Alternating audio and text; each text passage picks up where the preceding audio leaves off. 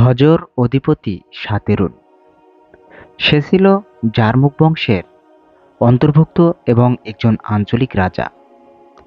তাদের শত্রুর বিরুদ্ধে যুদ্ধে লিপ্ত হলে সাতেরুনকে সকলের সম্মুখে এগিয়ে দেওয়া হতো।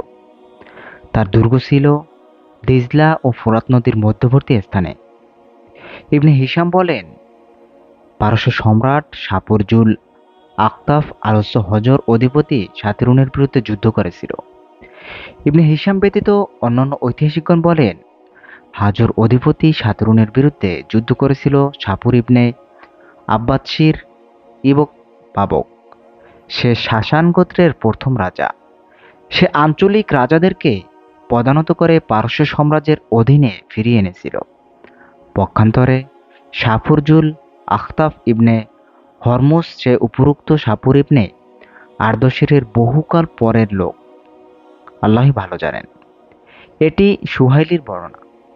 ইবনে হিশাম বলেন, পারস্য সম্রাট সাপুর সাতিরুনকে দীর্ঘ 2 বছর পর্যন্ত দুর্গের মধ্যে অবরুদ্ধ করে রাখে।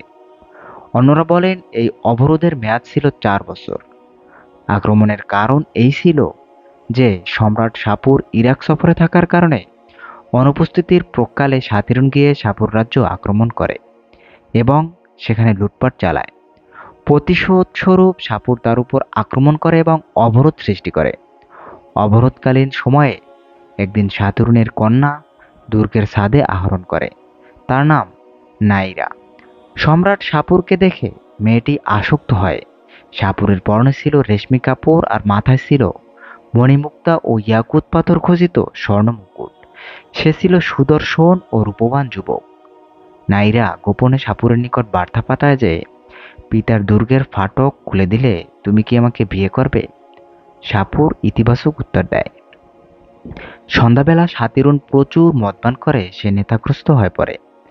নেশাগ্রস্ত না হয়ে সে ঘুমাতো না। ইত্যবসরে নাইরা সাতুরুনের মাথার নিচ থেকে দুর্গের চাবি নিয়ে আসে এবং তার এক কৃতদাসের মাধ্যমে তা সাপুরের নিকট পাঠিয়ে দেয়। সাপুর প্রসাদের ফটক খুলে ফেলে। কেউ কেউ বলেন, নাইরা ওদেরকে একটি প্রশস্ত ঝর্ণার কথা জানিয়ে দেয়। সেটির মধ্যে দিয়ে প্রসাদের মধ্যে ভেতরে প্রবেশ করত। অতঃপর ওই ঝর্ণার ভেতর দিয়ে তারা হজর দুর্গে প্রবেশ করে। আবার কেউ কেউ বলেন, হজর প্রসাদে অবস্থানরত একটি গুপ্ত রহস্য সে তাদেরকে জানিয়ে দেয়। তাদের জানা ছিল যে একটি নীল কবুতর ধরে তার পা দুটি যতক্ষণ না কুমারী বালিকার রজস্রাবের রক্তে রঞ্জিত না করা হবে এবং সেটিকে ছেড়ে না দেয়া হবে ততক্ষণ ওই ফটক খুলবে না। ওই কবুতর গিয়ে দুর্গের প্রাচীর পতিত হলে ওই জাদুকরী প্রভাব বিনষ্ট হয়ে যাবে এবং ফটক খুলে যাবে। সাপুর তাই করল এবং দরজা খুলে গেল। সে তখন ভিতরে ঢুকে সাতিরুনকে হত্যা করে হাজর প্রসাদকে লুটতরাজের জন্য উন্মুক্ত করে দেয় এবং ধ্বংস করে ফেলে। তারপর নাইয়ারাকে নিয়ে বিয়ে করে। এক রাতে নাইরা বিছানায় ঘুমোতে গিয়ে অনিদ্রায় ছটফট করতে থাকে। সাপুর একটি প্রদীপ আনিয়ে তার বিছানা পরীক্ষা করে বিছানায় একটি ফুলের পাতা খুঁজে পায়। সে নাইরাকে বলে, এটাই কি তোমার অনিদ্রার কারণ? উত্তরে সে বলে, হ্যাঁ। সাপুর বলে, তোমার পিতা তোমাকে নিয়ে কি করত? সে বলল, তিনি আমার জন্যে মখমলের বিছানা বেচেতেন, আমাকে রেশমি কাপড় পরাতেন, হাড়ের মগজ খাওয়াতেন এবং মন্দ মদ পান করাতেন। সাপুর বলে, তুমি তোমার পিতার সাথে যে আচরণ করেছ এটি কি তোর উচিত প্রতিদান? আমার প্রতি তোমার বিশ্বাসঘাতকতা তাহলে আরো দ্রুততর হবে। অতঃপর তার চুলের বেণীকে ঘোড়ার লেজের সাথে বেঁধে ঘোড়াটিকে ছুটিয়ে দেওয়া হয়। এভাবে তার মৃত্যু হয়। এ প্রসঙ্গে কবি বলেন, তুমি কি দেখনি হাজ্জর দুর্গের অধিবাসীদেরকে যখন তারা ভোগবিলাসে মত্ত ছিল? কোনো নিয়ামত ও শান্তি কি চিরস্থায়ী? বাদশার সাপও 2 বছর দুর্গের চারদিকে তার সৈনিক দ্বারা অবরোধ করে রেখেছিল। তাতে যখন তার প্রতিপালক ডাক দিল তখন সে তার দিকে ফিরে গেল, প্রতিশোধ গ্রহণ করল। তার প্রতিপালক কি তার কোনো শক্তি বৃদ্ধি করেছে? ঐরূপ আশ্রয়দাতা কোনো সাহায্য করতে পারে না। সে তার সম্প্রদায়কে ডাক দিয়েছিল এই বলে যে, তোমরা এগিয়ে আসা এমন এক কর্মের প্রতি যা চূড়ান্ত হয়ে গিয়েছে, তোমার তরবারি ধারণ করে মর্যাদার সাথে মৃত্যুবরণ করা। আমি মনে করি যে ব্যক্তি কষ্ট সহিষ্ণু মৃত্যু সহজে তার নিকট আসে না।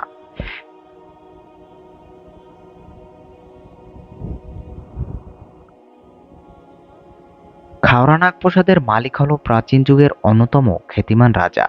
তার পরিচয় সত্যদ্রোহিতা, সীমালঙ্ঘন, গোঁড়ামি, কুপ্রবৃত্তি, অনুসরণ এবং আপন প্রতিপালকের অবাধ্যতার জন্য সে যুগের জনৈক আলেম তাকে উপদেশ দেন।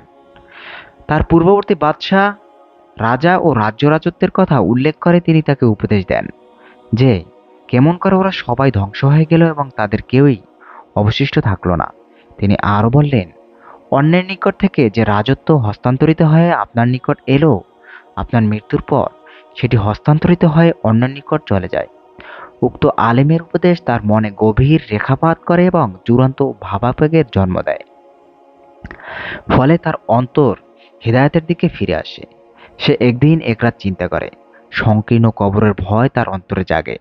অতঃপর সে তওবা করে এবং ইতিপূর্বেকার সকল অপকর্ম থেকে নিবৃত্ত হয়। সে রাজত্ব ত্যাগ করে, ফকির বেশে মাঠে প্রান্তরে ঘোরাফেরা করে এবং নির্জনতা প্রিয় হয়ে ওঠে। প্রবৃত্তির অনুসরণ ও বিশ্ব প্রতিপালকের অবাধ্যতা থেকে নিজেকে নিবৃত্ত রাখে। শায়খ ইমাম মুওয়াফিক ইবনে কুদাসা মুকাদ্দিসি তার আত-তাওয়াবিন কিতাবে এ ঘটনা বিস্তারিতভাবে উল্লেখ করেছেন। মজবুত সনদে সুহাইলি তার সুবিন্যস্ত কিতাব আরওয়ানুল উনুফ কিতাবে এটি উল্লেখ করেছেন। আঞ্চলিক রাজাদের বিবরণ। ইতিপূর্বে আলোচিত হয়েছে যে হাজ্জর অধিপতি সাতিরুন ছিল আঞ্চলিক রাজাদের মধ্যে শ্রেষ্ঠ। তার মেসিডোনিয়ার ফিলিপস তনয় গ্রিক সম্রাট আলেকজান্ডারের যুগ। কারণ যখন পারস্য সম্রাট দ্বারা ইবনে দারার বিরুদ্ধে জয়লাভ করেন, তার সাম্রাজ্য পদানত করেন এবং তখন তিনি এই সংকল্প করেন যে অতঃপর তারা যেন কোনো প্রকারের ঐক্যবদ্ধ হতে না পারে। এজন্য তিনি তাদের একজন লোককে আরব অনারব অঞ্চলের এক একটা ক্ষুদ্র ক্ষুদ্র রাজ্যের জনগণের জন্য রাজারূপে মনোনীত করে। এদের প্রত্যেকেই নিজ নিজ এলাকার নিরাপত্তা বিধান করে, বহিরাক্রমণ থেকে প্রতিরক্ষার ব্যবস্থা করত এবং কর আদায় করত।